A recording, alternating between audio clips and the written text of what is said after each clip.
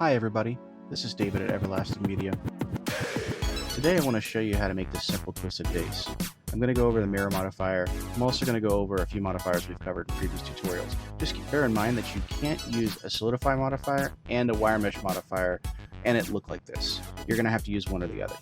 I'm also going to go over mesh fill-in techniques to show you how to modify and edit existing meshes to make them work better for you, and just to make it easier for you to modify an object that has a lot of similar sides to it. So we'll go ahead and hit Control Alt, and this will select our corner edges. Not our corners, those are vertexes, but it will select based off of which edge I actually click. It will select the edges around that perimeter.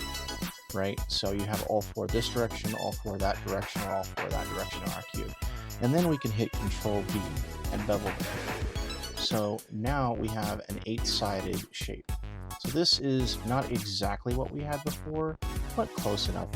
So now I can delete the top face here, and we have our basic shape.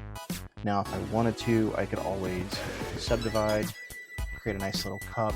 Maybe I could even add a loop cut here, drag it down, get kind of a flat bottom, and shade smooth, so we just get a nice smooth feeling to it.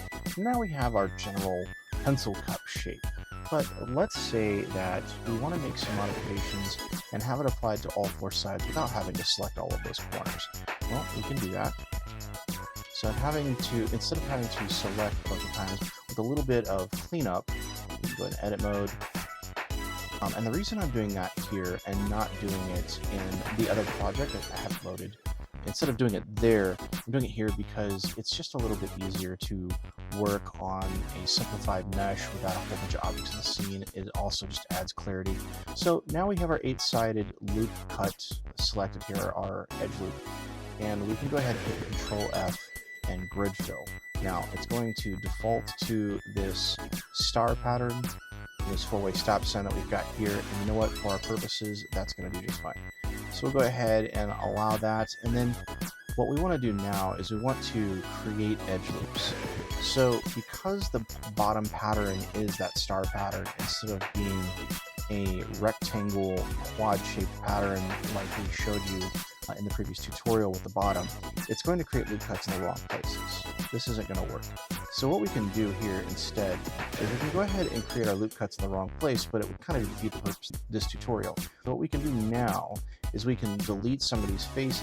But if you notice, if you mirror, you're mirroring along the world axis here. So if I delete this geometry, this geometry, this geometry for these three corners and leave just this corner, there's going to be some ugly overlap here. That's something to keep in mind because it's not a perfect, that doesn't make any sense. That's not technical, but I'm hoping that my terminology helps you understand what's happening and I can visualize it for you. So if we select our face select tool, we can just use the circle select, hold shift to deselect things we don't want to delete all those faces, and now we have our corner. So now if we add a mirror, I already have one there, and we add that, you can see that the geometry isn't exactly playing well. And we can bring it over, but now we would have to do even more work for this. So the procedure or the flow of the steps that you take kind of matters here. As long as you're squaring up your faces whenever you go and you delete geometry that you don't need, you'll end up with the results you want. So for our purposes, we're going to go ahead and do this again. Select our edge loop, Control F to grid fill. And if we can get this grid fill working with a couple of steps here, we'll be good to go. Okay, so that's actually a lot closer. And then we could do a loop cut straight across the middle here. And we have quads. It looks like we actually have, yeah, those are quads. So now if we hit 7 on our numpad, we get a top-down view. We can go to wireframe mode. And now if we go to vertex select mode, we can delete all of the unnecessary vertexes. I'll use this circle select tool here. Delete all these vertexes, and now we just have one corner. And now if we apply the mirror modifier, we can apply it on the X and the Y. Now we have our cutback. You can see that. So now with our cutback, we can go ahead and raise it above the grid floor here. That's a little bit annoying to look through all the time. And we can go ahead and make modifications to our mesh. If we do it on one side, it will affect all the others. Case in point, if I move this toward the center, and actually want to grab this and move it towards the center as well. Up here, this selection, so these are your symmetry options, and I'll show you the difference between mirroring and symmetry in a minute. But if you turn on this, it will actually allow you to auto merge your vertices whenever they're close enough to each other. But you have to still move them. Even if they're over top of each other, they may not auto merge. So now we want to turn on vertex selection. We've done this before. And if we hit GG, we can slide along the edge until we get to that vertex. So now those vertexes are merged. You have tris here, you have a quad here. We could make all of these tris if we wanted to, just like that. Okay, and now we have nice coherent geometry that we can manipulate. So let's say that we want to take this and bring it in just a little bit. So we can do that if we follow the floor quad here, or the floor edge. Unfortunately, it doesn't want to cooperate. We would have to do this one first, and then what we can do is with the edge snapping turned on, we can move this vertex to the same vertical or same horizontal position as this vertex while we're maintaining the same Z height. So what we can do is GX, GY, and now our mesh is a slightly different shape. Now if we wanted to take this, apply a few loop cuts, and then simple deform, Z, rotate it 90. Now you've probably seen quite a few of these actually on Thingiverse and printables, etc. But let me turn on solid mode actually, and I'm going to switch to a matte cap here, and we'll go to one of my favorites. So now you can see you have this nice rectangular look to it.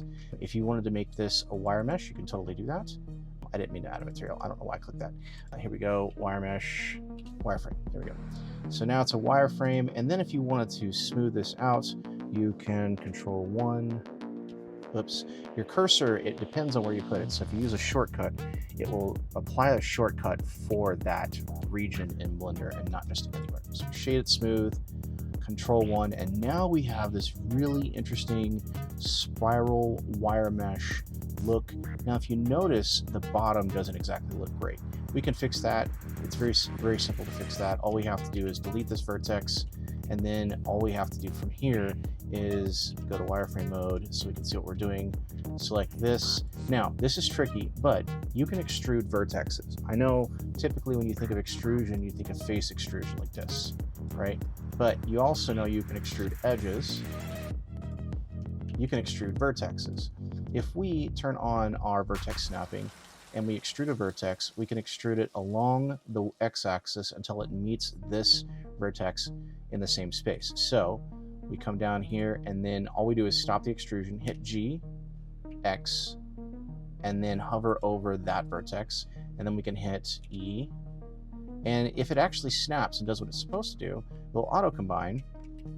And now we've got our vertexes, but if you'll notice, we don't have a floor, right? We still have to fill that space.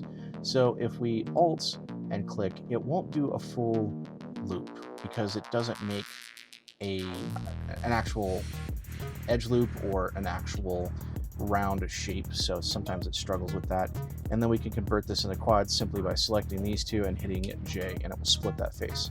So the difference between F and J is F will allow you to fill between two vertexes, two edges, two faces, right? It'll fill, but if you are trying to split a face when it's an n-gon, you want to split it into quads or tris, you have to use J for that. Okay, so now we have a different looking bottom, but it's not quite what we want. We actually want something that looks a little bit more interesting. Maybe we want tighter base. So what we can do is we can select these two faces, and if we hit II, we can actually extrude individual or inset individual faces. But if we hit I again, we can inset them as a combined face together. That's interesting. Bring that down, maybe bring it down some more. Maybe we do that. No, that's not quite giving us what we want. So maybe instead what we'll do is we will undo our work with the inset here, and instead what we'll do is subdivide. That's more interesting. I like that. That's better. Okay, so we can leave that for now. So the next thing that we can do with this is we can reduce the amount of open space in these holes simply by adding a subdivision surface, but instead of putting it at the end of our stack, we put it all the way at the beginning of our stack. There we go. By the way, we can't put it at the very beginning because remember the mirror modifier needs to have the pre-subdivided and combined materials for it to work. It actually does some of the combination work here. It will merge vertexes of neighboring mirror geometry into one.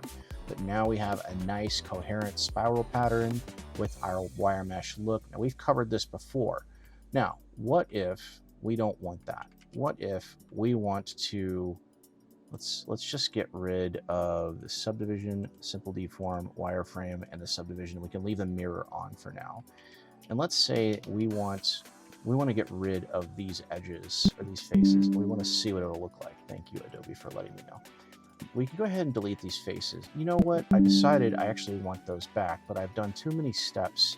I can't remember if how to get this filled back in. Maybe I can't auto save revert. Maybe I've saved since then. So what you can do is you can actually select two edges and you can hit F and fill between those edges to make a quad or a tri. And then what you can do is if you have an arrangement of quads in an array, even if it's around a circle, you can fill the first one and then select the edge. Remember the edge flow thing. So you select your edge. Remember how we did Control Alt and we selected edges along that perimeter? The same kind of thing happens here. You select your edge going in the direction that you want to fill in, and then you just hit F over and over and over until you get to the end. And if you hit edge that one more time, it'll try to estimate and you'll just do this weird thing that you don't need to do. But so you need to make sure you stop when you're supposed to before you create extra faces. But it's not that hard to do that. That's pretty easy. You'll figure that out.